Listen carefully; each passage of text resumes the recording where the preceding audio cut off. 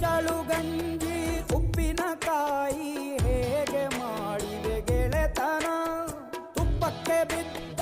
ಹೋಳಿಗೆ ಗೀಗ ಬೇಕು ಮಾವಿನ ರಸಾಯನ